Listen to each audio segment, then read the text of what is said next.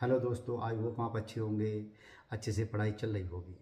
दोस्तों, आज हम बात करते हैं भारतीय राज्य व्यवस्था अर्थात पॉलिटी की। जैसा कि हम देखते हैं कि भारत राज्यों का संघ है। भारत राज्यों को मिलाकर बनाया गया है एक इकाई के रूप में। तो भारत की राज्य व्यवस्था के अंतर्गत हम भारत के शासन को कैसे चलाया जाता है, इसके लिए हम पढ़ते हैं। तो सबसे पहले हम पढ़ते हैं संविधान सभा की एक कार्यप्रणाली थी, जो कि संविधान सभा जब बनाई गई थी तब उस समय इसमें थोड़ा हमें ध्यान रखना है कि जैसे एक विषय अलग हो, एक मतलब चैप्टर अलग हो जाता है, मेकिंग द कॉन्स्टिट्यूशन, यानी कि भारतीय संविधान कैसे बनाया गया। इससे अगले हम पढ़ते हैं तो हमें कुछ चीज़ें ध्यान रखनी है भारतीय संविधान के बारे में। जैसे पहली बैठक कब हुई थी? 9 दिसंबर 1946 को हुई थी। कितने सदस्यों ने भाग लिया था? 211 सदस्यों ने भाग लिया था। फिर हम पढ़ते हैं दूसरी समिति कब हुई थी? दूसरी मतलब जो बैठक हुई थी वो हुई थी 11 दिसंबर को, यानी कि ठीक 2 दिन के बाद। अब इसमें स्थायी अध्यक्ष बना दिए गए थे डॉक्टर राजेंद्र प्रसाद, और अस्थायी हमारे जो अध्यक्ष थे वो थे श्री सच्चिदानंद सिन्हा, जिनको बाद में फिर मतलब उनकी जगह पर राजेंद्र प्रसाद जी को बना दिया गया था। ऐसी मुखर्जी उपाध्यक्ष बनाए गए थे। फिर हमें ध्यान रखना है कि उद्देश्य प्रस्ताव किसने पेश किया था? पंडित जवाहरलाल नेहरू जी ने उद्देश्य प्रस्ताव पेश किया था, बाद में जो भारतीय संविधान की प्रस्तावना कहलाया। फिर हमें ध्यान रखना है दोस्तों कि मई 1949 को राष्ट्रमंडल में भारत की सदस्यता की स्थापना कर दी गई थी। 22 जुलाई 1947 को राष्ट्रीय ध्वज को अपना लिया गया था। 24 जनवरी 1950 को राष्ट्रीय गान, राष्ट्रीय गीत और डॉक्टर राजेंद्र प्रसाद जी को राष्ट्रपति घोषित कर दिया गया था। इनको हमें ध्यान रखना है। फिर क्या प्रारूप समिति के कितने सदस्य थे? 7 सदस्य थे। अध्यक्ष मिला के कौन कौन इसमें थे? Doctor B are Ambedkar ji थे, एन गोपाला स्वामी अयंगर थे, अल्लादी कृष्णा अय्यर थे, डॉक्टर के एम मुंशी थे, सैयद मोहम्मद सादुल्ला। अब एन माधव ये बी एल मित्र की जगह बनाए गए थे, जो कि स्वास्थ्य कारणों से उन्होंने त्यागपत्र दे दिया था। और टी टी कृष्णाचार्य ये खेतान जी की मृत्यु के बाद इनको उनकी जगह पर रखा गया था। बस हमको इतना थोड़ा थोड़ा ध्यान रखना है, यहाँ से क्वेश्चन बनते हैं। अब सबसे मुख्य चीज़ आती है भारतीय संविधान की प्रस्तावना। प्रस्तावना से हर बार क्वेश्चन आता है दोस्तों। हमें ध्यान रखना है कि भारतीय संविधान की प्रस्तावना में सर्वप्रथम किस संविधान में प्रस्तावना पाई जाती है? तो सबसे पहले संविधान में प्रस्तावना अमेरिका का संविधान है, उसमें प्रस्तावना वहाँ से हमने ली है, सम्मिलित की गई थी जो उसमें वहाँ से हमने ली है। 42वें संविधान संशोधन 1976 द्वारा समाजवादी, पंथ निरपेक्ष, अखंडता शब्द जोड़ा गया। यहाँ से क्वेश्चन आता ही आता है, ये क्रम से लगवाता है। प्रस्तावना के कुछ तथ्य हैं जिनको हमें बहुत ध्यान रखना है। संविधान के अधिकार का स्रोत प्रस्तावना ही है। भारत की प्रकृति कैसी है ये प्रस्तावना बताती है। और संविधान के उद्देश्य क्या हैं ये भी हमें प्रस्तावना में देखने को मिलते हैं। संविधान लागू होने की तिथि ये भी हमें प्रस्तावना बताती है। अब प्रस्तावना में मुख्य जो शब्द हैं हमें उनको ध्यान रखना है। सबसे पहला शब्द है संप्रभुता, समाजवादी। संप्रभुता का मतलब ये है कि हम इंडिपेंडेंट हैं बाहरी रूप में और आंतरिक रूप में, यानी कि हमारी अपनी सरकार है, हम किसी पर आश्रित नहीं हैं। समाजवादी यानी कि समाजवाद की बात करते हैं, सब लोगों को सब मतलब एक समान ट्रीट करा जाएगा। धर्मनिरपेक्ष, राज्य का कोई धर्म नहीं होगा। लोकतांत्रिक, यहाँ पर डेमोक्रेसी होगी। गणतंत्र यानी कि जनता का शासन होगा। स्वतंत्रता, इंडिपेंडेंसी होगी हर चीज़ की। और समता यानी कि सभी लोगों के साथ समान व्यवहार कराया जाएगा। बंधुत्व यानी कि ये बंधुत्व की भी बात करती है। अब ध्यान ये रखना कि प्रस्तावना ना तो विधायिका की शक्ति का स्रोत है और ना ही उसकी शक्तियों का प्रतिबंध लगाने वाला है, यानी कि संविधान की जो प्रस्तावना है वो विधायिका की शक्तियों का स्रोत नहीं है। ये हमें ध्यान रखना है, क्वेश्चन कई बार पूछा गया है। दूसरी बात हमें ये ध्यान रखनी है कि ये गैर न्यायिक है, यानी कि कोर्ट में इसको हम चैलेंज नहीं कर सकते हैं, अर्थात इसकी व्यवस्थाओं को न्यायालय में चुनौती नहीं दी जा सकती है। अब हम इसमें पढ़ते हैं कि केशवानंद भारती मामला ऐसा 1973 में। इसने क्या कहा? इसने कहा प्रस्तावना संविधान का भाग है, हमें इसको बहुत अच्छे से याद रखना है। अब भारतीय उद्देश्य का जो है वो 3 प्रकार के न्याय की बात करती है। तो न्याय में 3 अक्षर हैं, 3 प्रकार के न्याय की बात करती है। ये कहती है सामाजिक न्याय की बात करती है, आर्थिक न्याय की बात करती है और वो राजनीतिक न्याय की बात करती है। यानी न्याय में 3 जब शब्द है न्याय है तो 3 प्रकार के न्याय की बात करती है, सामाजिक, आर्थिक एवं राजनीतिक। 5 प्रकार की स्वतंत्रता की बात करती है। स्वतंत्रता में कितने अक्षर हैं? 1 2 3 4 5 अक्षर स्वतंत्रता में, तो 5 प्रकार की स्वतंत्रता की बात करती है। विचार, अभिव्यक्ति, विश्वास, धर्म और उपासना की ये बात करती है। तो हमको दोस्तों से बहुत अच्छे से याद रखना है। फिर हम दूसरा चैप्टर पढ़ते हैं, राज्य और उसका संघ और राज्यों का क्षेत्र। अनुच्छेद 1 से लेकर 4 तक इसमें बात की गई है। इसमें ध्यान हमें ये रखना है कि अनुच्छेद 2 क्या कहता है? किसी भी राज्य में उसका राज्य क्षेत्र अलग करके या दो राज्य हैं उनसे दोनों को काट के एक अलग राज्य की स्थापना मिलाकर करना, ये अनुच्छेद 3 के अंतर्गत आता है। और किसी राज्य क्षेत्र को सीमा बढ़ा सकेगा कौन? संघ। संघ को ये अधिकार हैं कि वे किसी दो राज्यों के हिस्सों को काटकर एक तीसरा राज्य बना सकती है, या किसी राज्य के क्षेत्र को बढ़ा सकती है, किसी राज्य क्षेत्र को घटा सकती है। सब अनुच्छेद 3 में कहा गया है। किसी राज्य क्षेत्र की सीमाओं में परिवर्तन करना, किसी राज्य के नाम में परिवर्तन करना, ये अनुच्छेद 3 के अंतर्गत इनका मतलब जिक्र किया गया है। दोस्तों में ये ध्यान रखना है। हालांकि इस संबंध में अनुच्छेद 3 में 2 शर्तों का उल्लेख किया गया है। हालांकि इस संबंध में अनुच्छेद 3 में 2 शर्तों का उल्लेख किया गया है। नंबर 1, उपरोक्त परिवर्तन से संबंधित कोई भी अध्यादेश राष्ट्रपति की पूर्व मंजूरी के बाद ही संसद में पेश किया जा सकता है। ये हमको बहुत अच्छे से याद रखना है। दूसरी बात इन्होंने कही है, संतुष्टि से पूर्व राष्ट्रपति उस अध्यादेश को संबंधित राज्य के विधानमंडल को मत जानने के लिए भेजता है। ये मत निश्चित सीमा के अंदर दिया जाएगा, अन्यथा वो उसको अप्रूवल मान लिया जाएगा। ये हमको बहुत अच्छे से याद रखना है। फिर दोस्तों में ध्यान रखना है कि राज्यों से संबंधित कुछ समितियां थीं। इन समितियों को हमें ध्यान रखना है। सबसे पहले 1948 में समिति आई थी। भारत सरकार ने एस.के. धर की अध्यक्षता में एक भाषाई प्रांत आयोग की नियुक्ति की। ये बार बार पूछा गया है कि भाषाई प्रांत आयोग की नियुक्ति कौन इसके अध्यक्ष थे और कब आई थी। इसके अध्यक्ष थे एस.के. धर, और ये भाषाई प्रांतीय आयोग की स्थापना की गई थी 1948 में। फिर 1948 में ही अन्य भाषाई प्रांत समिति का गठन किया गया था। जवाहरलाल नेहरू और सरदार वल्लभ भाई पटेल और सीतार मैया, यानी कि पट्टाभी सीतार मैया इसमें शामिल हुए थे। 1956 में फजल अली आयोग आया था। ये बहुत इंपॉर्टेंट है। 3 सदस्य थे, के.एम. पणिकर और एच.एन. कुजरू और फजल अली। फिर 1966 में शीतल बाड़ समिति आई थी। शीतल बाड़ी समिति ये राज्यों को अधिक स्वतंत्रता की बात करती है कि राज्यों को और अधिक स्वतंत्रता दी जाए। फिर अगले 1969 में राज मन्नार समिति आई थी।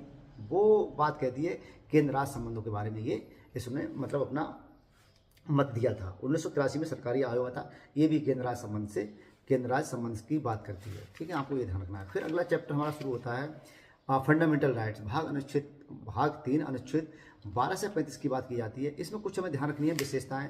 इनमें से कुछ सिर्फ नागरिकों को ही उपलब्ध अधिकार हैं। जैसे आपको ध्यान रखना है 15, 16, 19, 29, 30 ये ऐसे अनुच्छेद हैं, ये भारतीय नागरिकों को दिए गए, सबको नहीं दिए गए हैं। ये सिर्फ भारतीय नागरिकों को दिए गए सब। तो ये हमें ध्यान रखना है। पिछली बार ये क्वेश्चन पूछा है सिर्फ भारतीयों के लिए 15, 16, 19, 29, 30। 15, 16, 19, 29, 30 बहुत इंपॉर्टेंट है। ये अब ध्यान रखना है कि जो फंडामेंटल राइट्स हैं यानी कि मौलिक अधिकार हैं, इनकी कुछ विशेषताएं हमें ये ध्यान रखना है कि ये असीमित नहीं है, लेकिन वाद योग हैं, यानी कि हम न्यायालय में जा सकते हैं। राज्य उन पर युक्त यानी कि जहाँ तक संभव है राज्य, जैसे मान लो कोई हम देखते हैं कोई अनुसूचित क्षेत्र होता है तो वहाँ पर हम जा सकते हैं, मगर एक ऐसा एरिया भी होता है जहाँ हमें जाने की अनुमति नहीं होती है, तो राज्य चाहें तो उस पर मतलब युक्त प्रतिबंध लगा सकता है। फिर दोस्तों में ये ध्यान रखना है ये स्थायी नहीं है, संसद इसमें कटौती या कमी कर सकती है। तो लोग कहते हैं कि संवैधानिक जो मतलब हमारे अधिकार है वो मतलब परमानेंट है, ऐसा नहीं है। इसमें राज्य चाहे तो कटौती कर सकता है, संसद चाहे तो कटौती कर सकती है, लेकिन वो संशोधन अधिनियम के तहत, ना कि ऐसे ही कोई ना कोई इसमें अगर संशोधन किया जाता है वो अधिनियम के अंतर्गत किया जाएगा। फिर हमें दोस्तों याद रखना है राष्ट्रीय आपातकाल जब लगता है तो उसकी सक्रियता के दौरान अनुच्छेद 20-21 को छोड़कर सभी अपने आप सस्पेंड हो जाते हैं, यानी कि क्या हो जाते हैं, निलंबित हो जाते हैं। अब ध्यान ये रखना है कि निलंबित होने में अनुच्छेद 19 में उल्लिखित 6 मूल अधिकारों को तब स्थगित किया जाता है, जो अनुच्छेद 19 के जो 6 मूल अधिकार हैं उनको तब स्थगित किया जाता है जब युद्ध या विदेशी आक्रमण हो। आंतरिक कोई अगर आंतरिक आपातकाल लगता है तो उसमें 19 के अंतर्गत जो हमारे मौलिक अधिकार मिले हैं उनको उसमें सस्पेंड नहीं किया जाएगा। ये हमें बहुत ध्यान रखने वाली है। अब इसमें पहला जो बात चलती है तो पहला हमारा मौलिक अधिकार चलता है समानता का अधिकार। समानता अधिकार की बात करते हैं, विधि के समक्ष समता और विधियों का समान संरक्षण। ध्यान ये रखना है कि समता का अधिकार यानी कि सबके साथ एक जैसा व्यवहार किया जाएगा। अनुच्छेद 14 से लेकर 18 बहुत बार पूछा गया है कि समानता का अधिकार किसके अंतर्गत आता है, अनुच्छेद 14 से लेकर 18 के बीच में। दूसरा अधिकार है हमारा स्वतंत्रता का अधिकार। स्वतंत्रता का अधिकार 19 से लेकर अनुच्छेद 19 से लेकर 22 तक की ये बात करता है, ये भी हमारे ध्यान रखने योग्य है। शोषण के विरुद्ध अनुच्छेद 23 और 24 शोषण के विरुद्ध। 23 कहता है कि किसी भी व्यक्ति से हम बलात्कार श्रम नहीं करवा सकते हैं। 24 में जो बच्चों की एज होती है 14 वर्ष से कम बच्चों से हम काम नहीं करवा सकते हैं। फिर हमें ध्यान रखना है कि धर्म की स्वतंत्रता, ये अनुच्छेद 25 से लेकर 28, 25, 26, 27, 28 ये धर्म की स्वतंत्रता की बात करते हैं। संस्कृति और शिक्षण संबंधी अधिनियम अधिकार, ये कहता है संस्कृति और शिक्षा संबंधी, यानी कौन व्यक्ति कौन सी संस्कृति को मतलब धारण कर रहा है, ये उसका अपना विषय है।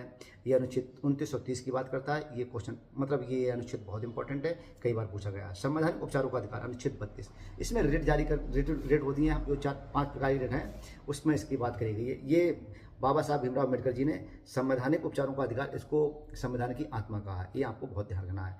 रेटें हैं हमारी पाँच रेटें हमें बहुत अच्छे ध्यान रखना है। सबसे पहली रेट है हैबियस कार्पस, बंदी प्रत्यक्षीकरण। इसमें ये होता है कि किसी भी व्यक्ति को अगर हम अभिरक्षा में रख रहे हैं तो हमें कोर्ट के सामने प्रस्तुत करना पड़ेगा कि इसलिए हमने व्यक्ति को अपनी अभिरक्षा में रख रहा है। तो बंदी प्रत्यक्षीकरण का मतलब होता है साथ शरीर उपस्थित करवाना किसी भी मजिस्ट्रेट के सामने। मैंडेमंस का मतलब होता है परमादेश, यानी कि हम आपको आदेश देते हैं कि आपको ये काम करना पड़ेगा, यानी कि इसमें जो पावर होती है वो मतलब आदेश करती है। फिर हम देखते हैं हैबिशियस, मतलब प्रतिषेध का मतलब है कि आपकी एक सीमा है, इससे आप आगे नहीं जा सकते हैं, तो इस सीमा का आप पालन करेंगे। हर जैसे राज्य की एक सीमा है, केंद्र की अपनी सीमा है, न्यायपालिका की अपनी सीमा है, न्यायपालिका में भी हायर जुडिशरी है, और इसके बाद आपकी डिस्ट्रिक्ट लेवल पे जुडिशरी है, तो सबके अपने अपने कार्य वो अधिकार क्षेत्र हैं। ये तो होता है उत्प्रेषण का भी मतलब है कि आप हमारे उसमें मतलब हमें अपनी तरफ जो आपके केस हैं वो हमें मतलब आप नहीं देख पा रहे हैं या वो आपके अधिकार क्षेत्र से बाहर है, तो हम हमारे लिए भेजिए। फिर ये कह रहे हैं कोई वारंट हो, यानी अधिकार परीक्षा का मतलब ये है कि आप जिस पद पर बैठे हैं क्या उसके वो आप पर अर्हताएँ हैं, आप किस पद से बैठे हैं, किस अधिकार से आप बैठे हैं। ये पांचों रेटें आपको याद रखना बहुत जरूरी है। सबसे पहले बंदी प्रत्यक्षीकरण, परमादेश, प्रतिषेध, उत्प्रेषण और अधिकार परीक्षा। फिर हमें ध्यान रखना है कि directive principle of state policy, यानी कि हम देखते हैं कि हमारे कुछ नीति निर्देशक सिद्धांत हैं जिनके बारे में पढ़ना बहुत जरूरी है। ये भी चैप्टर बहुत इंपॉर्टेंट है। अब इनकी कुछ विशेषता हैं, नीति निर्देशक सिद्धांतों की विशेषता हैं, ये हमें ध्यान रखना है कि ये संवैधानिक और विधायिका, कार्यपालिका और प्रशासनिक मामलों में राज्यों के लिए सिफारिशें हैं। हमने अभी पढ़ा अनुच्छेद 12 से लेकर 35 के बीच में जो हमारे लिए मौलिक अधिकार दिए गए हैं वो वाद योग्य हैं, यानी कि हम उनको लेकर न्यायालय में जा सकते हैं। मगर नीति निर्देशक सिद्धांत हैं ये राज्य के लिए क्या करते हैं, उनकी सुरक्षा पे हैं। और इसमें यह है कि संवैधानिक और विधायिका, यानी कि विधायिका, कार्यपालिका, प्रशासनिक मामलों में राज्य के लिए सिफारिशें हैं, लागू करना ना करना ये इन पर डिपेंड है।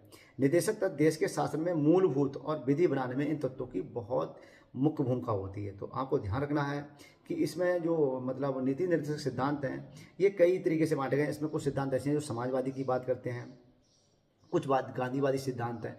क्वेश्चन ठीक इसी तरीके से पूछा गया है, उसी हिसाब से मैंने इसको मतलब अच्छे से लिखा है। तो सबसे पहला हमें समाजवादी अनुच्छेद देखना है 38 अनुच्छेद कहता है कि लोक कल्याण की अभिवृद्धि के लिए सामाजिक एवं आर्थिक न्याय प्रदान करना। लोक कल्याण तभी होगा जब हम सामाजिक व आर्थिक न्याय प्रदान करेंगे, अनुच्छेद 38 में। और 39 का कहता है सभी नागरिकों को जीविका उपार्जन के पर्याप्त साधन मिलेंगे। कोई भी व्यक्ति अपनी जीविका उपार्जन के लिए उसको पर्याप्त साधन दिए जाएंगे, नहीं तो मतलब कहीं ना कहीं समाज से वो बाहर निकल जाएगा। फिर हम खा कहते हैं 39 खा कहता है कि सामूहिक हित के लिए समुदाय के भौतिक साधनों का समान वितरण है। ये कहते हैं कि समाज के जो भौतिक वितरण हैं वो इस तरीके से किए जाएं कि किसी व्यक्ति के पास एक्सेस भी ना हो और कोई भूखा भी ना मरे, यानी कि उनका समान वितरण किया जाए सभी लोगों को उनके हिसाब से। फिर कह रहे हैं स्त्रियों मतलब गा वाला कह रहा है, अनुच्छेद 39 गा कह रहा है धन और उत्पादन के साधनों का संकेंद्रण रोकना, यानी कि कहीं पर धन का संकेंद्रण ना हो पाए, नहीं और लोगों का शोषण हो जाएगा। फिर घा कह रहा है स्त्रियों और पुरुषों को समान कार्य के लिए समान वेतन, यानी कि इसमें स्त्रियों और पुरुषों के लिए समान कार्य के लिए समान वेतन की बात करते हैं। ये हमारे समाजवादी सिद्धांत बताते हैं। फिर कह रहे हैं अंगा कह रहा है कर्मकारों के स्वास्थ्य और शक्ति तथा बालकों की सुकुमार अवस्था को बनाए रखना, यानी कि दुरुपयोग से संरक्षण करना, यानी कि उनकी सुकुमार अवस्था बनाए रखना, इसकी बात करता है। अंगा क्या कहता है बालकों का स्वास्थ्य और विकास के अवसर, यानी कि हम देखते हैं कि आंगनवाड़ी में पोषाहार मिलता है, तो उसका एकमात्र उद्देश्य समाजवादी सिद्धांत की मतलब संपोषण करना। ठीक है, फिर हम पढ़ते हैं 39 का में ही देखते हैं हम समान न्याय एवं गरीबों को निःशुल्क विधिक सहायता, यानी कि समान न्याय मिलेगा, निःशुल्क सहायता मिलेगी सभी के लिए। हम और देखा भी जाता है कि जब व्यक्ति को न्यायालय में उनके पास वकील नहीं होता तो उसको सरकारी वकील मिलता है। तो ये हमारे नीति निर्देशक सिद्धांत ही हमें बताते हैं, जो कि अनुच्छेद 36 से शुरू हो जाते हैं और चलते हैं 50 तक। अब हमें कहता है अनुच्छेद 41 कह रहा है लोक सहायता का अधिकार, यानी प्रत्येक व्यक्ति के लिए लोक सहायता का मतलब है पब्लिक, और उसको मतलब हेल्प मिलेगी। और 42 कह रहा है कि काम की न्याय संगत व मानवोचित सहायता प्रसूति सहायता। अनुच्छेद 42 बहुत इंपॉर्टेंट है, बार बार पूछा गया है कि जो मतलब प्रसूति सहायता होती है यानी कि मैटरनिटी लीव होती है, ये अनुच्छेद 42 की बात करती है, यानी महिलाओं को मैटरनिटी लीव मिलेगी। और काम की न्याय संगत, यानी कि ये नहीं कि किसी व्यक्ति को कहीं पे भी आप ले जाके काम में लगा दो, यानी उसको मानवोचित दशाएं दी जाएंगी, जो बहुत ही ये नहीं कि मतलब कहीं पे भी उसको काम पे लगा ले जाओ जहाँ पर स्थितियाँ बहुत ही ज़्यादा भयानक हों। तो हमें दोस्तों याद रखना है। अनुच्छेद 43 का कहता है उद्योगों के प्रबंधन में कामगार हैं। अब हम देखते हैं कि उद्योग में पूंजीवादी जो व्यक्ति होता है, जिसके पास पूंजी होती है, वो उद्योग लगाता है। अब उसमें शोषण ना हो जाए, तो अगर उसमें कोई प्रबंधन बनाया जा रहा है, प्रबंधन का मतलब ये है कि उसमें अगर कोई कमेटी बनाई जा रही है तो उसमें कामगार भी शामिल होंगे, जो कि अपनी बात रख सकें मालिक के सामने। फिर हम बात करते हैं गांधीवादी सिद्धांत। अब मतलब नीति निर्देशक सिद्धांतों में कुछ गांधीवादी सिद्धांत है जो कि बहुत ही इंपॉर्टेंट है। नंबर 1 पढ़ते हैं अनुच्छेद 40 जो पंचायतों की बात करता है। पंचायत, गांधी जी ने यही कहा था कि गांव में अगर हमें देखा जाए तो सबसे ज़्यादा हमें गांव का विकास करना चाहिए, पंचायतों का विकास करना ही है। वो गांव के पंचायतों के बारे में बहुत ज़्यादा बात करते थे, तो उन्होंने कहा कि गांधीवादी सिद्धांत है, पंचायत के बारे में, पंचायतों का विकास होना चाहिए। अनुच्छेद 43 कहता है ग्रामीण क्षेत्र में कुटीर उद्योग जो बात करते हैं कि प्रत्येक व्यक्ति का छोटे छोटे कुटीर उद्योग चलाएगा तो उसका जीवन बड़ा सुगम तरीके से चलेगा। फिर 43 बी कहता है सहकारी समितियों का स्वैच्छिक गठन। सहकारी समितियाँ ये होती हैं कि वे अपनी छोटी छोटी ज़रूरतों के लिए समितियाँ बनी होती हैं, जैसे मान लो खाद है और बीज हैं, इस तरह की समितियाँ बनी होती हैं, और जो सहकारी समितियों के संपोषण की बात करती हैं। ठीक है। 46 अनुच्छेद 46 कहता है SC/ST समाज में कमजोर वर्गों की शैक्षणिक प्रोत्साहन, यानी कि SC/ST में लोग ऐसे हैं कि जो किसी न किसी कारणवश कई मतलब हजारों वर्षों से पीछे रह गए हैं, तो उनका विकास के लिए उनको शैक्षणिक संस्थानों में प्रोत्साहन देना, यानी कि उनको रिजर्वेशन देना। फिर बात करते हैं अनुच्छेद 47 स्वास्थ्य एवं सुकुमार मादक नुकसानदायक, यानी कि ये कह रहे हैं स्वास्थ्य एवं नुकसानदायक जो चीज़ें होती हैं उनके पदार्थों का प्रतिषेध करना। ये भी गांधीवादी सिद्धांत है, बहुत ही इंपॉर्टेंट रखना है। अब अनुच्छेद 48 कह रहा है वन्य जीव, गाय, बछड़े, अन्य दुधारू पशुओं का की बलि पर रोक लगाना। ये बलि पर रोक लगाना या उनको मतलब स्लॉटर हाउस में काटना, ये अनुच्छेद 48 वन्य जीव की बात करता है, बहुत ही इंपॉर्टेंट है गाय। तो इस तरीके से फिर हम बात करते हैं कि अमेंडमेंट ऑफ द कॉन्स्टिट्यूशन, संविधान का जो संशोधन होता है उनमें कौन कौन सी प्रक्रियाएं अपनाई जाती हैं। ये क्वेश्चन को मैंने प्रायोरिटी के हिसाब से रखा है, किताब के हिसाब से नहीं रखा है। आपको जब भी पढ़ना है तो इस तरीके से पढ़िएगा कि जिससे हमारा अधिक से अधिक मतलब आउटपुट आए। दोस्तों हम देखते हैं कि अमेंडमेंट ऑफ कॉन्स्टिट्यूशन, संविधान का संशोधन, ये चैप्टर बहुत ही इंपॉर्टेंट है। अब इसके लिए हम जब क्वेश्चन आता है तो वहाँ पर हम कन्फ्यूज हो जाते हैं कि संविधान के संशोधनों का आरंभ संसद के किसी भी सदन में किया जा सकता है, चाहे राज्यसभा हो या लोकसभा हो। क्वेश्चन यहाँ से बनता ही बनता है। फिर ये कह रहे हैं विधेयक किसी भी मंत्री या गैर सरकारी सदस्य द्वारा पुनः स्थापित किया जा सकता है, राष्ट्रपति की पूर्व स्वीकृति आवश्यक नहीं है, यानी कि चाहे ये राज्यसभा में जा सकता है, पेश कर सकते हो, या लोकसभा में, किंतु इसके लिए राष्ट्रपति की पूर्व स्वीकृति आवश्यक नहीं है। इसको सरकारी व्यक्ति मतलब क्या कहते हैं मंत्री या गैर सरकारी, मंत्री वो होता है तो उनको सरकारी व्यक्ति कहते हैं। गैर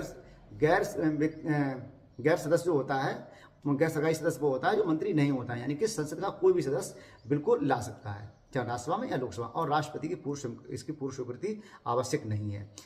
विधेयक को दोनों सदनों में विशेष बहुमत से पास होना आवश्यक है और 2/3 बहुमत जरूरी है उसके लिए। फिर अगली बात कह गई है कि दोनों सदनों के बीच असहमति होने पर संयुक्त बैठक का प्रावधान नहीं है संविधान संशोधन में। ये आपको ध्यान रखना है, क्वेश्चन यहीं से बनता है।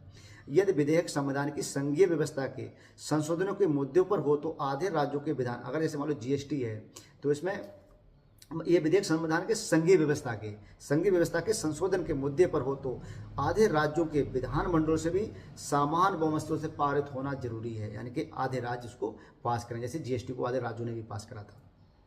फिर हम ध्यान देते हैं संसद के दोनों सदनों में पारित होने के बाद ये राज्य विधानमंडलों की संतुति के पश्चात राष्ट्रपति की स्वीकृति के लिए भेजा जाना आवश्यक है। तो ये आपको दोस्तों याद रखना है। संशोधन के प्रकार कौन कौन से होते हैं। एक साधारण बहुमत के द्वारा संशोधन होता है, जैसे नए राज्यों का प्रवेश एवं गठन, नए राज्यों का निर्माण करना, राज्यों के नाम में परिवर्तन करना, राज्य विधान परिषद का निर्माण या उसकी समाप्ति करना, ये साधारण बहुमत से होते हैं। दूसरी अनुसूची से संबंधित जैसे राष्ट्रपति, राज्यपाल, लोकसभा अध्यक्ष, उपलब्धियां एवं वेतन भत्ते, ये भी साधारण बहुमत से होते हैं। संसद व विधानमंडलों के निर्वाचन, ये भी साधारण बहुमत से होते हैं। विशेष बहुमत से कौन से होते हैं? जो विशेष बहुमत से पारित होना बहुत ही आवश्यक है। तो मूल अधिकार विशेष बहुमत से होगा। मूल अधिकार से संबंधित कोई भी विधेयक आएगा वो बहुमत से ही पारित होगा। राज्यों के नीति निर्देशक तत्व, यानी कि राज्य के नीति अनुच्छेद लेकर 36 से लेकर 50 तक कोई भी नीति निर्देशक संबंधित कोई अगर वो है अनुच्छेद, तो वो विशेष बहुमत से पारित होगा। वे सभी उपबंध जो प्रथम एवं तृतीय श्रेणी से संबंधित नहीं थे वो इससे पास मतलब विशेष बहुमत से होंगे। संसद के विशेष बहुमत एवं राज्यों की स्वीकृति, यानी संसद का विशेष बहुमत भी चाहिए और राज्यों की आधे राज्यों की विशेष स्वीकृति भी चाहिए। वे कौन कौन से? राष्ट्रपति का निर्वाचन एवं उसकी प्रक्रिया, ये विशेष बहुमत प्लस आधे राज्यों का, क्योंकि ये संघ को कहीं ना कहीं, संघीय ढांचे को कहीं ना कहीं प्रभावित कर रहे हैं। फिर केंद्र एवं राज्यों की कार्यप्रणाली की शक्तियों का विस्तार, और केंद्र एवं राज्य की कार्यप्रणाली का अगर हम विस्तार कर रहे हैं तो ये सब राज्यों को मतलब राज्यों को भी प्रभावित करेगा, इसलिए आधे राज्यों की स्वीकृति आवश्यक है और विशेष बहुमत। फिर हमें ध्यान रखना उच्चतम न्यायालय व उच्च न्यायालय, यानी कि उच्चतम न्यायालय या उच्च न्यायालय का कार्य क्षेत्र या उसका अधिकार क्षेत्र हम बढ़ाएंगे तो वहाँ पर हमें विशेष बहुमत प्लस आधे राज्यों की स्वीकृति जरूर लेनी पड़ेगी। केंद्र एवं राज्यों के बीच शक्तियों का विभाजन, केंद्र और राज्यों के बीच जब शक्तियों का विभाजन होता है तो हम जो सूची देखते हैं, समवर्ती सूची, संघ सूची और राज्य सूची, अगर उसमें कुछ फेरबदल किया जा रहा है तो विशेष बहुमत प्लस आधे राज्यों की स्वीकृति। 7वीं अनुसूची से संबंधित कोई भी विषय वो भी इसी में आएगा। संसद में राज्यों का प्रतिनिधित्व, यानी किस राज्य का संसद में कितना मतलब प्रतिनिधित्व होगा, तो इसको मतलब आधे राज्यों की स्वीकृति प्लस विशेष बहुमत, तब जाके वो होगा। फिर संविधान का संशोधन करने की शक्ति, यानी संविधान में जो संशोधन से संबंधित जो भी अनुबंध बनाए जा रहे हैं तो वो भी इस मतलब स्वीकृति लेनी पड़ेगी, मतलब विशेष बहुमत और प्लस आधे राज्यों की स्वीकृति। संविधान की मूल संरचना की हम बात करते हैं, ये बहुत इंपॉर्टेंट है, यहाँ से भी क्वेश्चन आता है दोस्तों, आपको यहाँ से भी लाइन टू लाइन पढ़ना है। और सबसे पहली समिति आती है गोलकनाथ बनाम गोलकनाथ मामला आता है 1967 में। सर्वोच्च न्यायालय ने व्यवस्था दी कि मौलिक अधिकारों को लोकोत्तर तथा अपरिवर्तनीय स्थान प्राप्त है। सबसे पहले आपको ध्यान रखना है कि गोलकनाथ मामला 1967 कहता है कि संविधान अपरिवर्तनशील है, यानी कि संविधान में संशोधन नहीं किया जा सकता है। ठीक संसद, अब अगली बात होती है, संसद मौलिक अधिकारों में ना तो कटौती कर सकती है और ना ही किसी मौलिक अधिकार को वापस ले सकती है, ये बात कही गई है। फिर 1967 का मामला, इसके बाद गोलकनाथ मामला 1967, यानी कि फिर से आया था 24वां संविधान संशोधन 1971 में। अब इन्होंने कहा अनुच्छेद 368 के अंतर्गत संसद को मौलिक अधिकारों को सीमित करने तथा किसी मौलिक अधिकार को वापस लेने की भी शक्ति है, ये बात कही गई है। यानी कि पहले में कही गई कि ना तो हम उसमें कटौती कर सकते हैं मौलिक अधिकारों में और ना ही मौलिक अधिकारों को वापस ले सकते हैं। फिर जब 24वां संविधान संशोधन 1971 में आया था तो उसमें कहा गया कि अनुच्छेद 368 के अंतर्गत मौलिक अधिकारों को सीमित करने तथा किसी भी मौलिक अधिकार को वापस लेने की शक्ति है, ये बात कही गई। फिर केशवानंद भारती मामला आया था 1973 में, उसमें व्यवस्था दी कि संसद मौलिक अधिकारों को सीमित कर सकती है अथवा किसी अधिकार को वापस भी ले सकती है। तथा सर्वोच्च न्यायालय में एक नया सिद्धांत आया था संविधान की मूल संरचना, यानी कि मूल संरचना से समझौता नहीं किया जाएगा, बाकी हाँ मौलिक अधिकारों को वापस ले सकते हैं, मौलिक अधिकारों को सीमित कर सकते हैं। ये आया था केशवानंद भारती मामला 1973। तो पहला 67, फिर 24वां संविधान संशोधन 1971, इसके बाद आया था 1973 में केशवानंद भारती मामला। फिर आया था मिनर्वा मिल 1980, ये भी बहुत इंपॉर्टेंट। अनुच्छेद 368 के अंतर्गत अपनी संशोधनकारी शक्ति को विस्तारित कर निरस्त करने का अधिकार हासिल नहीं कर सकती, यानी पहले विस्तारित करे फिर उसको निरस्त करे। तो न्यायिक पुनरावलोकन का प्रावधान किया गया। उन्होंने कहा है कि इसमें न्यायिक के पुनरावलोकन, यानी कि अगर पीछे कोई न्याय किया गया है तो उसमें आर्टिकल 37 के अंतर्गत न्याय पुनरावलोकन का अधिकार, 137 के अंतर्गत हाँ न्याय पुनरावलोकन का अधिकार दिया गया है। तो हमें ये ध्यान रखना है, ये सब मतलब वो जो संविधान से मूल संरचना से संबंधित जो समितियाँ हैं ये बहुत इंपॉर्टेंट है। फिर दोस्तों हम पढ़ते हैं केंद्र राज्य संबंध, ये चैप्टर भी बहुत इंपॉर्टेंट है। अब आपको कभी कभी सीधे सीधे क्वेश्चन पूछ लेता है कि विधायी संबंध कौन से भाग में है, तो 11 में है। प्रशासनिक संबंध कौन से भाग में, 11 में है। एक परीक्षा थी खंड शिक्षा अधिकारी, उसमें एक क्वेश्चन पूछा था वित्तीय उपबंध किस में है, ये भाग 12 में है। तो उन्होंने यहीं से क्वेश्चन पूछ लिया था कि भाग पूछ लिए कि 11 भाग क्या कहता है, 12 भाग क्या कहता है। तो हमें ध्यान रखना है कि पढ़ते हुए इन चीज़ों को बहुत ही अच्छे से। फिर दोस्तों हम पढ़ते हैं कि संघ सूची, संवर्ती सूची और राज सूची। केंद्र राज्य संबंध में ये बहुत इंपॉर्टेंट है कि 3 प्रकार की सूचियाँ हैं, संघ सूची, राज सूची और संवर्ती सूची। सबसे पहले हम देखते हैं कि जब मूल संविधान था तो उस सूची में कितने मतलब विषय थे, फिर जब बाद में पेज चेंज करते हुए कितने कितने विषय आए। तो ये तो संघ सूची में 100 विषय हैं, समवर्ती सूची में 52 और राज्य सूची में 61। अब क्वेश्चन अगर वहाँ से पूछा जाए कि जैसे वो दे देगा कि जनगणना है, लेखा परीक्षा है, बैंक है और रेलवे है, वित्त है, शेयर बाजार है, ये किस में आते हैं, तो आपको पता होगा ये संघ के विषय हैं, संघ में आते हैं। फिर समवर्ती सूची में कौन कौन से आते हैं, तो समवर्ती सूची में आपको ध्यान रखना है जनसंख्या नियंत्रण एवं परिवार नियोजन, ये आपका आता है समवर्ती सूची में, बहुत ही इंपॉर्टेंट है। विवाह एवं तलाक बार बार पूछा गया। 1976 में 42वें संविधान संशोधन के द्वारा कुछ चीज़ें जोड़ी गई, शिक्षा, वन, नाप एवं तौल, वन्य जीवों एवं पक्षियों का संरक्षण, न्याय का प्रशासन, उच्चतम एवं उच्च न्यायालय के अतिरिक्त राष्ट्रीय जलमार्ग, समाचार पत्र, आर्थिक एवं सामाजिक योजनाएं, ये बहुत ही इंपॉर्टेंट है, ये समवर्ती सूची में है। दोस्तों फिर से ध्यान रखना, जनसंख्या एवं नियंत्रण तथा परिवार नियोजन, जनसंख्या नियंत्रण एवं परिवार नियोजन ये समवर्ती सूची का विषय है। विवाह एवं तलाक ये भी समवर्ती सूची का विषय है। और 1976 में 42वें संविधान संशोधन के द्वारा शिक्षा, वन, नाप एवं तौल और वन्य जीवों और पक्षियों का संरक्षण, न्याय का प्रशासन, यानी सुप्रीम कोर्ट और हाई कोर्ट छोड़ के जितने भी अतिरिक्त हैं ये सब समवर्ती सूची के अंतर्गत हैं। ये हमको बहुत अच्छे से ध्यान रखना है। राज्य सूची के विषय में आप ध्यान रखना है, जन स्वास्थ्य एवं सफाई इसमें शामिल है, कृषि है, जेल है, पुलिस है, ये सब किसमें है, ये राज्य सूची के विषय हैं। शिक्षा को आप ध्यान रखना समवर्ती सूची में। तो यहाँ से क्वेश्चन पूछे जाते हैं बार बार, इसी से आप अगर इतना ध्यान देंगे तो आपका ज़्यादातर सही हो जाएगा। नोट इसमें लिखा है मैंने, राष्ट्रपति 4 केंद्र शासित प्रदेशों के लिए शांति, उन्नति एवं अच्छी सरकार के लिए नियम बना सकती है। यानी राष्ट्रपति जो है 4 केंद्र शासित प्रदेशों के लिए जो शांति के लिए, उन्नति के लिए, अच्छी सरकार के लिए नियम बना सकते हैं। अंडमान निकोबार द्वीप समूह, लक्षद्वीप, दादर नगर हवेली और लद्दाख, इनके लिए मतलब राष्ट्रपति बना सकते हैं। राज्यपाल को इस बात की शक्ति प्राप्त है कि वे संसद के किसी भी विधेयक को सूचीबद्ध क्षेत्र में लागू ना करे या उसमें कुछ विशेष संशोधन कर सकता है। ये क्वेश्चन पूछा गया है, कई बार पूछा गया, बहुत ही इंपॉर्टेंट है आपको। राज्यपाल को इस बात की शक्ति प्राप्त है कि वह संसद के किसी भी विधेयक को सूचीबद्ध क्षेत्र में लागू ना करे या उसमें कुछ विशेष संशोधन भी करके लागू कर सकता है। ये उस पर डिपेंड करता है, यानी कि उनके विवेक पर, राष्ट्रपति के विवेक पर। असम का राज्यपाल संसद के किसी भी विधेयक को जनजातीय क्षेत्र प्रयोज्य न कर कुछ विशेष प्रवर्धन के साथ लागू कर सकता है। ठीक है, वही बात आ गई है। राष्ट्रपति को इस तरह की शक्ति जनजातीय क्षेत्र असम, मेघालय, त्रिपुरा, मिजोरम के लिए प्राप्त है। यानी राष्ट्रपति को कहाँ के लिए प्राप्त है, असम के लिए प्राप्त है, मेघालय के लिए प्राप्त है, त्रिपुरा के लिए प्राप्त है और मिजोरम के लिए। ये क्वेश्चन यहाँ से बहुत बार बने हैं, बहुत टिपिकल यहाँ समझना है, आपको ध्यान रखना है। फिर हमें ध्यान रखना है कि राज्य सूची से संबंधित कुछ मामलों पर विधेयक सिर्फ राष्ट्रपति की पूर्व स्वीकृति पर ही लाया जा सकता है। राज्य सूची से संबंधित कुछ मामलों पर विधेयक सिर्फ राष्ट्रपति की पूर्व स्वीकृति से ही लाए जा सकते हैं। जैसे ध्यान रखना है, व्यापार और वाणिज्य स्वतंत्रता पर प्रतिबंध लगाने वाले विधेयक, इस तरीके के विधेयक राष्ट्रपति की स्वीकृति से ही ला सकते हैं। अब हमें दोस्तों पढ़ना है प्रशासनिक संबंध। पहले हम पढ़ रहे थे कौन से संबंध आपके, अब विधायी संबंध पढ़ रहे थे कि कौन कौन से विधान किस किस के अंतर्गत आते हैं। अब हम पढ़ेंगे प्रशासनिक संबंध, यानी केंद्र राज्य के जो बीच में होता है, इनके जो संबंध है।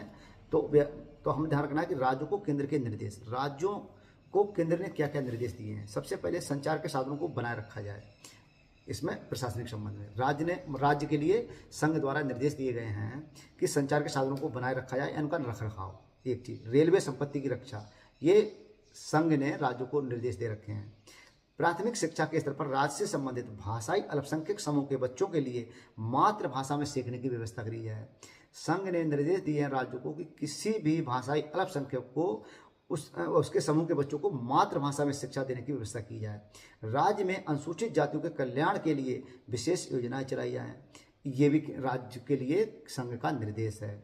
अगले इन्होंने कहा है, राज्य लोक सेवा आयोग के अध्यक्ष व सदस्यों की नियुक्ति यद्यपि राज्यपाल द्वारा की जाती है, ठीक है, लेकिन उन्हें सिर्फ राष्ट्रपति द्वारा ही हटाया जा सकता है। ये क्वेश्चन बहुत बार आया है कि राज्य लोक सेवा आयोग के अध्यक्ष की नियुक्ति यद्यपि राज्यपाल द्वारा की जाती है, मगर उनको हटाने का अधिकार किनको है, वो राष्ट्रपति को है। आपको ध्यान रखना है, संसद संयुक्त राज्य लोक सेवा आयोग की नियुक्ति गठन संबंधित विधानमंडलों का अध्ययन, जैसे संसद किसी भी संयुक्त राज्य लोक सेवा आयोग की, यानी कि एक या एक से अधिक राज्य अगर स्वीकृति दें, मतलब बात रखें, तो संसद संयुक्त राज्य लोक सेवा आयोग की नियुक्ति गठन संबंधित विधानमंडलों के अनुरोध पर कर सकती है, किंतु अध्यक्ष और सदस्यों की नियुक्ति राष्ट्रपति करेंगे। वहां पर राज्यपाल नहीं करेंगे, वहां यहाँ पर कौन करेंगे? राष्ट्रपति। समझने वाली बात है। राज्यपाल के अनुरोध पर राष्ट्रपति की मंजूरी के बाद संघ लोक सेवा आयोग यानी यूपीएससी राज्य की आवश्यकता अनुसार कार्य कर सकता है। ये भी आपको ध्यान रखना है दोस्तों। फिर हम ध्यान देते हैं यूपीएससी यानी कि संघ लोक सेवा आयोग के क्रियान्वयन, संयुक्त भर्ती आदि पर राज्यों की सहायता 2 या 2 से अधिक राज्य अगर अनुरोध करें तो यूपीएससी किसी भी राज्य की सेवा को मतलब परीक्षा को कंडक्ट करा सकती है। ये भी दोस्तों आपको ध्यान रखना है। नोट आपको ध्यान रखना है, राज्य निर्वाचन आयुक्त की नियुक्ति यद्यपि राज्यपाल द्वारा की जाती है लेकिन उसे राष्ट्रपति द्वारा ही हटाया जा सकता है। ये भी इंपॉर्टेंट है। फिर हम देखते हैं इनका वित्तीय संबंध, यानी कि वित्तीय संबंध की बात करते हैं। अब वित्तीय संबंध में हम सबसे इंपॉर्टेंट है अनुच्छेद वित्त आयोग। कौन वित्तीय संबंध में क्या सबसे ज़्यादा इंपॉर्टेंट है? वित्त आयोग। वित्त आयोग के बारे में दोस्तों आपको देखना है कि वित्त आयोग की हमें कुछ विशेषताएं याद रखनी है। सबसे पहली विशेषता यह है कि अनुच्छेद 280 के अंतर्गत आता है। क्वेश्चन कभी सीधे ही से पूछ लिया गया है और ये अर्ध न्यायिक निकाय के रूप में वित्त आयोग की व्यवस्था की गई है। दोस्तों में ध्यान रखना है, इसमें एक अध्यक्ष होता है, 4 सदस्य होते हैं। ये भी क्वेश्चन मतलब इंपॉर्टेंट है। इसका गठन हर 5 वर्ष में राष्ट्रपति द्वारा किया जाता है। एक चीज, अब इसके कार्य क्या है? इसके जो कार्य हैं वित्त आयोग के आपको बहुत अच्छे से ध्यान रखना है। सबसे पहला कार्य है केंद्र राज्यों के बीच शक्ति कार्यों या वित्त का निर्धारण करना, यानी केंद्र राज्य के बीच वित्तीय निर्धारण करना, ये इनका कार्य है पहला। दूसरा है भारत की संचित निधि से आर्थिक अनुदान कितना किस राज्य को दिया जाए संचित निधि से, ये भी ये अधिकार देता है। राज्य वित्त आयोग की संतुष्टि के आधार पर राज्यों एवं नगर पालिकाओं को कितना धन आवंटित किया जाए, ये भी संतुष्टि मतलब वित्त आयोग करता है। और राज्य की संचित निधि बढ़ाने के लिए किए जाने वाले उपाय भी ये बताता है कि राज्य की संचित निधि में कैसे वृद्धि की जाए, धन को कैसे बढ़ाया जाए, ये भी ये मतलब अनुशंसा करता है। संविधान वित्त आयोग को देश का वित्तीय संघात्मक के संतुलन चक्र के रूप में परिकल्पित करता है, यानी कि ये संतुलन बनाता है केंद्र और राज्यों के बीच वित्तीय मतलब स्टेबिलिटी हो। आपको ये ध्यान रखना है। नोट आपको ध्यान रखना है कि 22 नवंबर 2017 को 15वें वित्त आयोग के गठन की मंजूरी कार्यकाल जिस तक था, जो कि एन.के. सिंह इसके अध्यक्ष थे। अब पनगड़िया इसके अध्यक्ष बना दिए गए हैं 16वें वित्त आयोग के, आपको ध्यान रखना है। फिर दोस्तों हम केंद्र राज्य संबंधों पर वित्त आयोग की समितियां थी, वित्त आयोग से संबंधित कुछ समितियां थी, इनको हमें ध्यान रखना है, यहाँ से क्वेश्चन आता ही आता है। प्रशासनिक सुधार आयोग 1970 में आया था। हमको ये ध्यान रखना है कि राज्यपालों के क्रियाकलापों में मुख्यमंत्री तक राज्य के राज्यपाल से संबंधित। अब इसमें ध्यान आपसे पूछेगा केंद्र राज्य से संबंधित कुछ आयोग थे तो उसमें नाम दे देगा राजमन्नार आयोग और प्रशासनिक सुधार आयोग, भगवान शाह समिति, सरकारी आयोग, आनंदपुर साहिब प्रस्ताव, पुंछी आयोग, ये 2007 में आया था। पुंछी आयोग बार बार पूछा जाता है किससे संबंधित है, ये केंद्र राज्य वित्तीय संबंध से संबंधित है। आपको यहाँ पे ये चीज़ ध्यान रखना है दोस्तों। फिर हम अगला चैप्टर पढ़ते हैं अंतर्राज्यीय संबंध। अंतर्राज्यीय संबंध बहुत ही इंपॉर्टेंट है। इंटर स्टेट रिलेशनशिप अनुच्छेद 262 और 263, यहाँ से क्वेश्चन 1000% आता है। ये पैट क्वेश्चन है बिल्कुल। अनुच्छेद 262 कहता है अंतर्राज्यीय जल विवाद, यानी कि अंतर्राज्यीय 2 राज्यों के बीच में जल का विवाद है तो 262 के अंतर्गत आवेगा। संसद कानून बनाकर अंतर्राज्यीय नदियों तथा नदियों घाटियों के जल के प्रयोग, यानी कि नदी है कोई घाटी है तो उसके जल का प्रयोग किस तरीके से किया जाए, बंटवारे तथा निर्णय से संबंधित किसी विवाद पर शिकायत का निर्णय कर सकती है, यानी कि अनुच्छेद 262, यानी ठीक है 262 के अंतर्गत। अब ये कह रहे हैं कि संसद ये भी प्रावधान कर सकती है कि ऐसे किसी विवाद में ना ही उच्च न्यायालय और ना ही कोई उच्चतम न्यायालय में इसका कोई केस लेके जाएंगे, क्योंकि इनके लिए उन्होंने ट्रिब्यूनल बना दिए। क्या बना दिए? न्यायाधिकरण है, वो देखेंगे इसके लिए। फिर हमें दोस्तों याद रखना है अनुच्छेद 263 के अंतर्गत, ये बहुत इंपॉर्टेंट है। इसका गठन अंतर्राज्यीय परिषद, इसका गठन कौन करता है? तो अध्यक्ष के होते हैं प्रधानमंत्री। कौन होते हैं? प्रधानमंत्री। सभी राज्यों के मुख्यमंत्री इसमें शामिल होते हैं। विधानसभा के केंद्र शासित प्रदेशों के मुख्यमंत्री होते हैं। उन केंद्र शासित प्रदेशों के शासक जहां विधानसभाएं नहीं है वहां के प्रशासक शामिल होते हैं इसमें। राष्ट्रपति शासन वाले राज्यों के राज्यपाल शामिल होते हैं। प्रधानमंत्री द्वारा नामित 6 केंद्रीय कैबिनेट मंत्री इसमें शामिल होते हैं। इसमें गृह मंत्री भी इसके इंक्लूड हैं। दोस्तों में ध्यान रखना है परिषद की कम से कम 3 बैठकें 1 वर्ष में होना बहुत आवश्यक है। यहाँ पर कंफ्यूज करने के लिए 2 बैठकें दी जा सकती हैं कि 1 साल में 2 बैठकें, नहीं, इसमें 3 बैठकें आवश्यक हैं। फिर हम ध्यान देंगे कि परिषद की एक स्थायी समिति भी होगी। इसकी स्थापना 1966 में की गई है, यानी कि अंतर्राज्यीय परिषद में हम अगर देखते हैं अंतर्राष्ट्रीय परिषद तो इसमें एक समिति होती है जिसका प्रावधान 1966 में किया गया है और ये कुछ काम करती है। इसमें केंद्रीय गृह मंत्री इसका अध्यक्ष होता है। केंद्रीय परिषद की एक स्थायी समिति होती है अंतर्राज्यीय परिषद की, इसका मतलब अध्यक्ष गृह मंत्री होते हैं और 5 केंद्रीय कैबिनेट मंत्री इसमें शामिल होते हैं और 9 मुख्यमंत्री शामिल होते हैं। ये भी हमें ध्यान रखना है। अंतर्राज्यीय परिषदों के कार्य क्या हैं? दोस्तों हमें ध्यान रखना, राज्य के मध्य उत्पन्न विवाद, जैसे दो राज्य हैं उनके बीच कोई विवाद उत्पन्न हो रहा है तो ऐसे विवादों पर सलाह देना, समझौता करवाना, ये इसका काम है। उन विषयों पर जिनमें राज्य तथा केंद्र एवं राज्य हित समान हो, ऐसे मामले होते हैं जिसमें केंद्र अथवा राज्य, उन विषयों पर जिनमें राज्य तथा केंद्र राज्य हित समान हो, अन्वेषण तथा विचार विमर्श करना, अन्वेषण करना यानी कि उन पर बात करना और विचार विमर्श करना। ऐसे विषय तथा विशेष तौर पर नीति तथा उनके क्रियान्वयन से बेहतर समन्वय के लिए संतुष्टि करना।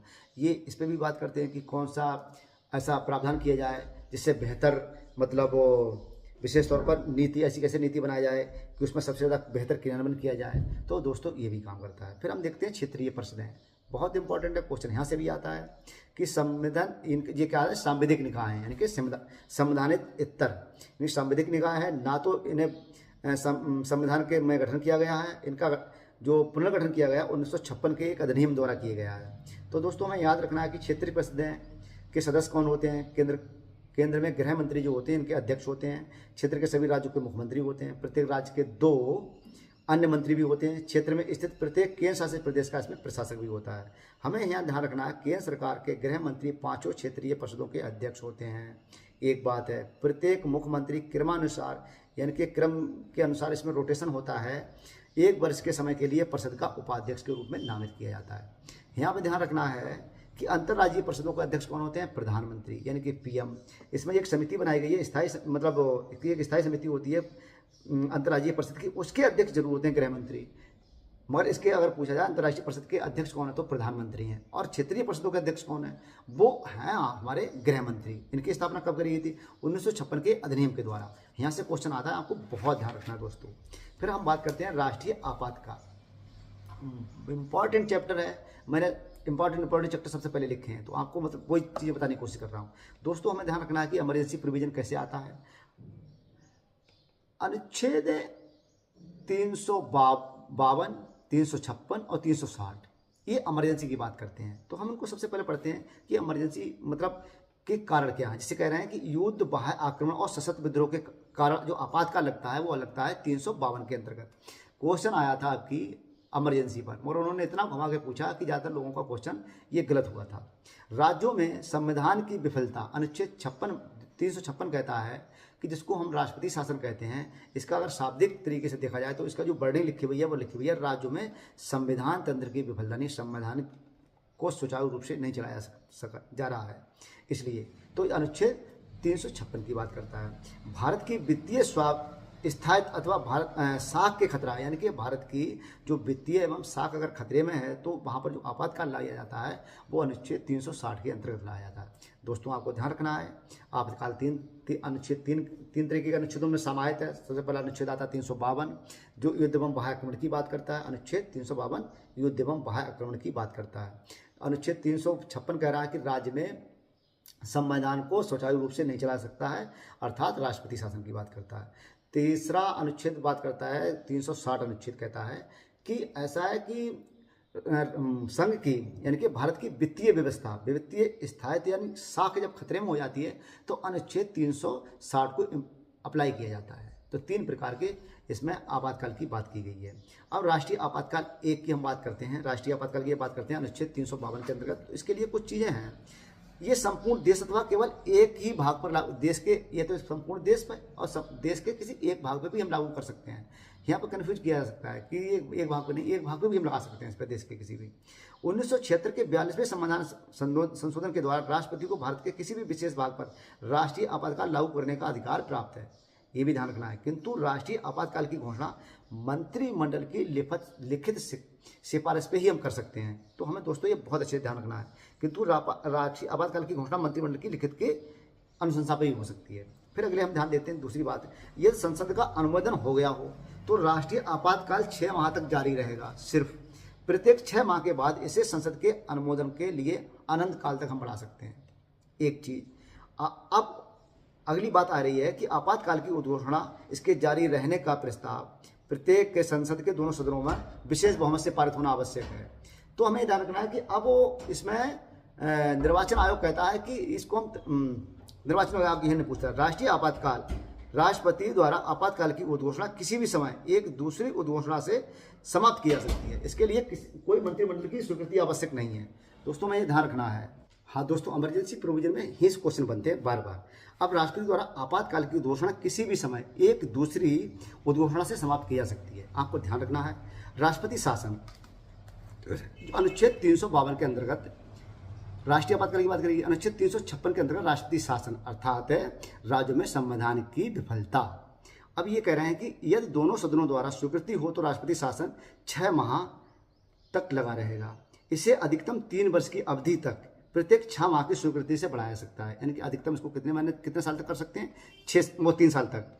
मगर 1978 44वें संविधान संशोधन के द्वारा राष्ट्रपति शासन केवल 1 वर्ष तक ही जारी रखा जा सकता है की शक्ति पर प्रतिबंध लगा दिया गया। 1 वर्ष के बाद जब हम रखेंगे इसको जारी, तब इस पर प्रतिबंध लगा दिया गया। उन्होंने कहा कि राष्ट्रपति अथवा संसद द्वारा किसी भी अन्य विशेष प्राधिकार के द्वारा बनाएगा। तो इसमें क्या है कि हम बात करेंगे निर्वाचन आयोग की, कि वहाँ पर चुनाव करवाना संभव है नहीं। अगर निर्वाचन आयोग कह देगा कि चुनाव करवाना संभव है तो राष्ट्रपति शासन वहाँ से हटा दिया जाएगा। ठीक है, क्योंकि वहाँ पर चुनाव किए जा सकते हैं। तो हमको दोस्तों ये ध्यान रखना है, 1 माह के बाद जारी रखने की शक्ति पर प्रतिबंध लगा दिया गया। पहले कितना था कि हम 6 माह से हम 3 साल तक कर सकते थे, मगर अब ऐसा नहीं है। नोट, राष्ट्रपति अथवा संसद द्वारा अथवा किसी अन्य विशेष प्राधिकारी द्वारा ये बनाया गया कानून राष्ट्रपति शासन के पश्चात भी प्रभाव में रहेगा, किंतु राज्य सरकार इसे वापस तथा परिवर्तित अथवा पुनः लागू किया जा सकता है। तो हमको राष्ट्रपति शासन में ये ध्यान रखना है। दोस्तों, अब वित्तीय अनुमोदन एवं समयावधि वित्तीय आपातकाल होता है। तो वित्तीय आपातकाल में हमें क्या ध्यान रखना है? कुछ चीज़ें हमें ध्यान रखनी है कि वित्तीय आपातकाल की घोषणा को घोषित तिथि के 2 माह के भीतर संसद की दोनों समिति के द्वारा अनुमोदन होना आवश्यक है, स्वीकृति मिलना आवश्यक है। यदि वित्तीय आपातकाल की घोषणा करने के दौरान यदि लोकसभा विघटित हो जाए, यदि 2 माह के भीतर इसे मंजूर करने से पूर्व लोकसभा विघटित हो जाए तो ये घोषणा पुनर्गठित लोकसभा की प्रथम बैठक के 3 दिनों तक प्रभावी रहेगी, किंतु इस अवधि को इसे राज्यसभा की अनुमति मिलना आवश्यक है। ये हमें ध्यान रखना है। संसद की अनुमति मिलने के बाद वित्तीय आपातकाल को अनिश्चितकालीन तक प्रभाव रहेगा, जब तक इसे वापस ना लिया जाए। इसकी अधिकतम सीमा निर्धारित नहीं की गई है। आपको दोस्तों याद रखना है, इसे जारी करने के लिए संसद की पुनः स्वीकृति आवश्यक नहीं है। इसको जारी करने के लिए संसद की स्वीकृति दोबारा आवश्यक नहीं है। अब नोट याद रखना है कि वित्तीय आपातकाल की घोषणा की मंजूरी देने वाला प्रस्ताव संसद के किसी भी सदन द्वारा सामान्य बहुमत से पारित किया जा सकता है। वित्तीय आपातकाल की घोषणा की मंजूरी देने वाला प्रस्ताव संसद के किसी भी सदन द्वारा सामान्य बहुमत से पारित किया जा सकता है। दोस्तों, यहाँ से क्वेश्चन बनने की पूरी संभावना रहेगी। फिर हम दोस्तों पढ़ते हैं भारत के राष्ट्रपति। आपको ध्यान रखना है, जब राष्ट्रपति पढ़ रहे हो तो सबसे पहले अनुच्छेद 52 याद रखो कि भारत के राष्ट्रपति की बात करें। इसमें भाग 5 और अनुच्छेद 52 से लेकर 78 की बात की गई है। हमें ध्यान रखना है कि अनुच्छेद 52 कह रहा है कि भारत के राष्ट्रपति होंगे। अनुच्छेद 54 कह रहा है कि राष्ट्रपति का चुनाव की जो प्रक्रिया है किस तरीके से होगी। अनुच्छेद 72 कहता है राष्ट्रपति की क्षमादान की शक्ति। बहुत इंपॉर्टेंट अनुच्छेद 72 संविधान मतलब राष्ट्रपति की क्षमादान की शक्ति। फिर हमें दोस्तों ध्यान रखना है कि अनुच्छेद 76 में भारत के महान्यायवादी की बात करेंगे, इनको राष्ट्रपति चुनते हैं। अनुच्छेद 85 संसद के सत्र सब। अब इसमें ध्यान कर रखना है कि जब हम राष्ट्रपति को पढ़ते हैं, प्रेसिडेंट को, तो उसमें यह है कि संघ की कार्यपालिका राष्ट्रपति, उपराष्ट्रपति, प्रधानमंत्री, मंत्रिमंडल, न्यायवादी। तो हमें ध्यान रखना है कि इंपॉर्टेंट फैक्ट में यह रखना है संघ की कार्यपालिका में कौन कौन शामिल होते हैं। दोस्तों, हमें ध्यान रखना है कि राष्ट्रपति शामिल होते हैं, उपराष्ट्रपति शामिल होते हैं, प्रधानमंत्री शामिल होते हैं, मंत्रिमंडल शामिल होता है और महान्यायवादी। और राष्ट्रपति के चुनाव से संबंधित अगर कुछ हो तो क्वेश्चन ये आते हैं कि कितने इसको मतलब इनका नामांकन के लिए कितने प्रस्तावक और कितने अनुमोदक चाहिए। तो 50 प्रस्तावक, 50 अनुमोदक, और जो मतलब जमानत राशि है वो है 15,000 रुपये। राष्ट्रपति पर महाभियोग मात्र संविधान का उल्लंघन करने पर ही महाभियोग लगाया जा सकता है, जो कि अनुच्छेद 61 के अंतर्गत आता है।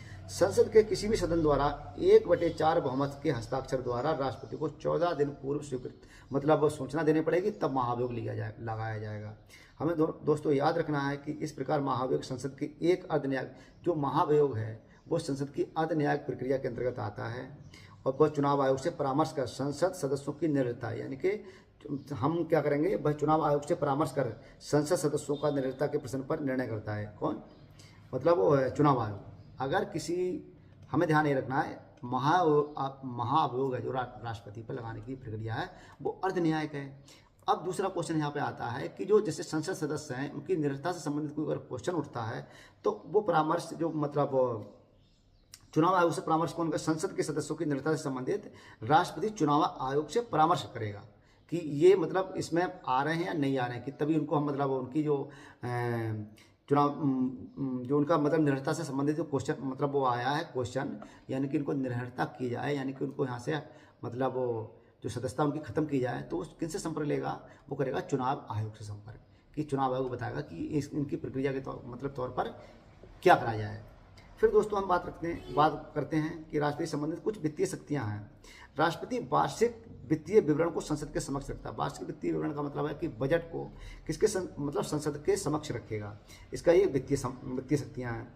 अनुदानों की मांगे, यानी कि भारत से संबंधित जितने भी अनुदान होंगे, अनुदान का मतलब है कि विकास से संबंधित जो योजनाएं होंगी, जो बजट में शामिल होंगे अनुदान, उन सबको राष्ट्रपति की सिफारिश के बिना नहीं की जा सकती हैं। राष्ट्रपति उसकी सिफारिश करेगा, तब जाके अनुदान की मांगों से संबंधित जो पैसा होगा तब हम उसमें संचित निधि है उससे निकाल सकते हैं। धन विधेयक राष्ट्रपति की पूर्व अनुमति से ही संसद में प्रस्तुत किया जा सकता है, अर्थात नहीं संसद की मतलब वो धन विधेयक जब भी पेश किया जाएगा तो राष्ट्रपति की स्वीकृति से ही पेश किया जाएगा। भारत की आकस्मिक निधि से किसी भी आदर्श व्यय हेतु भारत की जो संचित निधि है, जो को हम जिसको देखते हैं संचित निधि होती है, एक होती है आकस्मिक निधि। तो आकस्मिक निधि से जो मतलब व्यय किए जाएंगे आदर्श, जो दिख नहीं रहे एकदम अचानक व्यय हमारे लिए आ जाए, तो जो उनकी जब उनको हम व्यय करने हेतु अग्रिम भुगतान की व्यवस्था कर सकता है, यानी कि जब चाहे तो ये सैंक्शन कर सकते हैं कि इनका भुगतान किया जाए, तो इनको राष्ट्रपति को ये विधायी शक्तियाँ प्राप्त हैं। राष्ट्रपति की क्षमादान की शक्ति अनुच्छेद 72 कहता है कि राष्ट्रपति उस शक्ति का प्रयोग मंत्रिमंडल के परामर्श करेगा। अपने जो हम देखते हैं कि राष्ट्रपति ने सजा माफ कर देगी, वो अपने आप नहीं करेगी।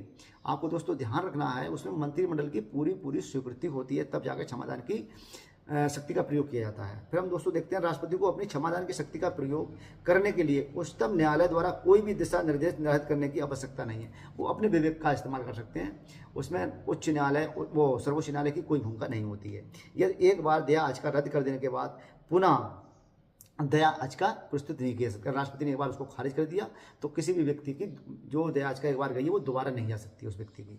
अब हम दोस्तों पढ़ते हैं उपराष्ट्रपति। हाँ, राष्ट्रपति के बारे में आपको ये ध्यान रखना है कि राष्ट्रपति का जो चयन प्रक्रिया है उनमें कौन कौन लोग वोट करते हैं। तो दोस्तों याद रखना है, लोकसभा राज्यसभा के निर्वाचित सदस्य और लोकसभा के निर्वाचित राज्य की विधान सभाओं के निर्वाचित सदस्य, ये सब लोग शामिल होते हैं, ये वोट करते हैं, आपको विधानसभा के संबंधित वोट करते हैं, आपको दोस्तों ध्यान रखना है। और दिल्ली और पुडुचेरी के निर्वाचित सदस्य। जब राष्ट्रपति को हटाया जाता है तो जो नामित सदस्य होते हैं वो भी इनमें मतलब इनको हटाने में भाग लेते हैं, ये आपको बहुत ध्यान रखना है।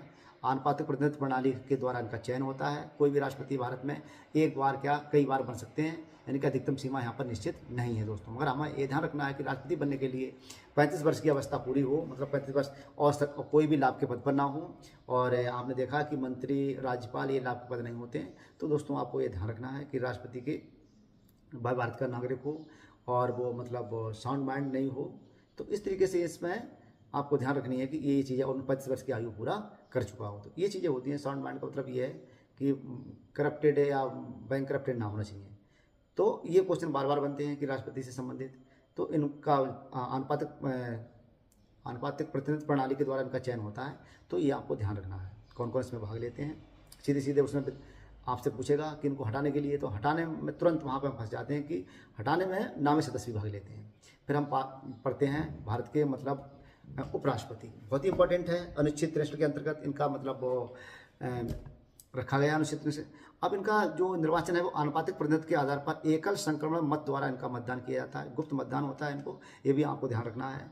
इसमें संसद के निर्वाचित व मनोनीत सदस्य दोनों होते हैं। इनको चयन मंडल है इसमें, उसमें क्या है, सिर्फ निर्वाचित होते हैं। इसमें निर्वाचित एवं मनोनीत दोनों सदस्य शामिल होते हैं इनके चयन में। दोस्तों आपको बहुत ध्यान रखना है। उससे राज्यसभा द्वारा संकल्प पारित कर पूर्ण बहुमत द्वारा हटाए, इनको जब चाहे मतलब हटाया जा सकता है। और कौन हटाएगा, राज्यसभा। आपको ये ध्यान रखना है कौन हटाएगा, राज्यसभा, क्योंकि वो राज्यसभा का सदस्य है। इसे राज्यसभा द्वारा संकल्प पारित कर पूर्ण बहुमत द्वारा हटाया जा सकता है, अर्थात सदन के कुल सदस्यों का बहुमत। ये आपको ध्यान रखना है। लोकसभा का इसमें रोल नहीं है। इसमें 20 प्रस्तावक होते हैं, 20 अनुमोदक होते हैं। जमानत राशि इसके लिए 15,000 रुपये है। तो दोस्तों हमें ये याद रखना है। फिर हम पढ़ते हैं भारत के प्रधानमंत्री। आपको ध्यान रखना कि अनुच्छेद 75 के अंतर्गत राष्ट्रपति प्रधानमंत्री की नियुक्ति करेगा। क्या करेगा, नियुक्ति। आपको ये बहुत ध्यान रखना है, नियुक्ति करेगा। राष्ट्रपति के संबंध में प्रधानमंत्री के कार्य। अब राष्ट्रपति के लिए राष्ट्रपति के संबंध में प्रधानमंत्री के क्या क्या कार्य हैं दोस्तों, याद रखना। राष्ट्रपति तथा मंत्रिपरिषद के बीच संवाद की कड़ी के रूप में, यानी कि राष्ट्रपति तथा मंत्रिपरिषद, जो मंत्रिपरिषद है और राष्ट्रपति है, इन दोनों के बीच में संवाद के रूप में, यानी कि एक चैन के रूप में ये काम करेंगे। कौन? प्रधानमंत्री। वह राष्ट्रपति को विभिन्न अधिकारियों, जैसे भारत का न्यायवादी कौन होगा, ठीक है, भारत का नियंत्रक महालेखा परीक्षक कौन होगा, संघ लोक सेवा आयोग का अध्यक्ष कौन होगा, अन्य सदस्य कौन कौन होंगे, चुनाव आयुक्त कौन कौन होंगे, वित्त आयोग का अध्यक्ष एवं उनके सदस्यों की नियुक्ति के संबंध में ये परामर्श देंगे। और मंत्रिमंडल भी चयन जो होता है वो प्रधानमंत्री अनुशंसा करते हैं, तो उन्हीं लोगों को राष्ट्रपति मंत्रिमंडल में शामिल करते हैं। दोस्तों ये आपको ध्यान रखना है। संसद के संबंध में राष्ट्रपति को संसद सत्र आहूत करने, सत्र अवसान करने का संबंधी परामर्श भी कौन देंगे? भारत के प्रधानमंत्री। अन्य शक्तियां व योजना आयोग, राष्ट्रीय विकास परिषद, राष्ट्रीय एकता परिषद, अंतर्राज्यीय परिषद और राष्ट्रीय जल संसाधन परिषद का अध्यक्ष होता है। दोस्तों आपको ध्यान रखना है, योजना आयोग, राष्ट्रीय विकास परिषद, राष्ट्रीय एकता परिषद, अंतर्राज्यीय परिषद, राष्ट्रीय जल संसाधन परिषद का स्वयं अध्यक्ष होता है। जो भी उस कुर्सी पर होगा ये अध्यक्ष, वो प्रधानमंत्री होगा, वो इनके अध्यक्ष बन जाएगा। और ये सेनाओं का राजनीतिक प्रमुख होता है। दोस्तों ये भी ध्यान रखना है कि सेनाओं का राजनीतिक प्रमुख कौन होता है? वो प्रधानमंत्री जी होते हैं। हाँ दोस्तों, अब हम देखते हैं संसद, यानी कि पार्लियामेंट। आपको बहुत अच्छे रखना है, संसद किससे मिला के बनी है? लोकसभा, राज्यसभा और राष्ट्रपति को मिलाकर संसद का निर्माण हुआ है। ये सीधे सीधे क्वेश्चन पूछा जाता है, संसद में कौन कौन सदस्य शामिल होते हैं? तो संसद मतलब किसको मिला के संसद बनी है? लोकसभा, राज्यसभा और राष्ट्रपति को मिलाकर संसद कही जाती है, इसको कहते हैं पार्लियामेंट। अब हमें ध्यान रखना है कि राज्यसभा में कितने सदस्य होते हैं। तो दोस्तों राज्यसभा में 250 सदस्य होते हैं और 229 होते हैं राज्यों से, 4 संघ शासित क्षेत्रों से प्रतिनिधित्व करते हैं और 12 सदस्य राष्ट्रपति द्वारा नामित होते हैं राज्यसभा में। ये जिसका तस वैसा ही है। वर्तमान समय में 245 सदस्य हैं। 250 की बात करते हैं तो 229 राज्यों से होते हैं, 4 संघ शासित क्षेत्रों से होते हैं और 12 सदस्य राष्ट्रपति द्वारा नामित होते हैं। जो कला, विज्ञान क्षेत्र और समाज सेवा से जुड़े हुए लोग होते हैं, इनका 12 सदस्यों को मतलब निर्वाचन जो होता है वो राष्ट्रपति अपने विवेक से करते हैं। अब हम देखते हैं लोकसभा, अधिकतम संख्या है 552। अब दोस्तों इसमें क्या है, एंग्लो इंडियन की बात हटा दी गई है, तो 550 की हम बात करेंगे। एंग्लो इंडियन सदस्य अब नहीं है, तो 530 सदस्यों जो सदस्य हैं वो राज्यों से लिए जाएंगे, 20 संघराज्य क्षेत्रों से प्रतिनिधित्व करेंगे, तो 530 और 20 यानी कि 50 हो गए। 2 जो 52 वाली संख्या है वो अब इसमें वर्तमान समय में वो अब लागू नहीं होती है। फिर हम देखते हैं कि वर्तमान समय में 545 सदस्य हैं, इसमें से 545 है, इसमें 530 सदस्य राज्यों से और 13 संघराज्य क्षेत्रों से इस समय वर्तमान समय में है। लोकसभा की अवधि, लोकसभा अपनी पहली बैठक से 5 साल की इसकी पूरी अवधि होती है। नोट, इसके अलावा आपको ध्यान ये रखना है कि लोकसभा की अवधि आपातकाल की स्थिति में एक बार में 1 वर्ष तक बढ़ाई जा सकती है। अगर आपातकाल हो तो लोकसभा की अवधि 1 साल में 1 बार बढ़ाई जा सकती है। इसका विस्तार किसी भी दशा में आपातकाल खत्म होने के 6 माह की अवधि से अधिक नहीं हो सकता है। तो दोस्तों आपको ये ध्यान रखना है। दूसरी बात कहते हैं नोट में, 10वीं अनुसूची के कुछ 10वीं अनुसूची के तहत निर्भरताओं के सवालों का निपटारा राज्यसभा में सभापति व लोकसभा अध्यक्ष करेगा। आपको ध्यान रखना है कि इनकी सदस्यता की निर्भरता के संबंध में अगर कोई प्रश्न उठता है तो राज्यसभा में वो जो राज्यसभा का सभापति होगा वो इसका मतलब निपटारा करेगा, और लोकसभा में लोकसभा अध्यक्ष होगा वो इनसे संबंधित इनका निपटारा करेगा, ना कि भारत का राष्ट्रपति। ये आपको दोस्तों याद रखना है। अध्यक्ष सभापति के निर्णयों को न्यायिक समीक्षा की जा सकती है। हाँ, अध्यक्ष और सभापति जो भी निर्णय दे रहे हैं उनकी न्यायिक समीक्षा की जा सकती है, यानी कि न्यायिक पुनरावलोकन किया जा सकता है। दोस्तों अब आपको ध्यान रखना है कि संसद के पीठासीन अधिकारी, तो लोकसभा में अध्यक्ष व उपाध्यक्ष, राज्यसभा में सभापति व उपसभापति, ये पीठासीन होते हैं, यानी कि वहाँ पर मतलब सीट को सुशोभित करने वाले। लोकसभा अध्यक्ष को आपको ध्यान रखना है कि लोकसभा अध्यक्ष के बारे में सब बहुत ज़्यादा चर्चे में रहता है। तो राष्ट्रपति लोकसभा के अध्यक्ष की चुनाव तारीख तय करता है, यानी कि लोकसभा अध्यक्ष की चुनाव की तारीख क्या होगी ये कौन तय करेगा? राष्ट्रपति, ना कि निर्वाचन आयोग। आपको ध्यान रखना है। अगला आपको ध्यान रखना है कि लोकसभा के तत्कालीन सदस्य विशेष बहुमत से संकल्प पारित कर उससे उनके पद से भी हटा सकते हैं। किसको? लोकसभा अध्यक्ष संकल्प पारित करके हटा सकते हैं। इस आशय की कम से कम 14 दिन पहले पूर्व लोकसभा अध्यक्ष को बताना पड़ेगा, तब आप हटाओगे, नहीं एकदम।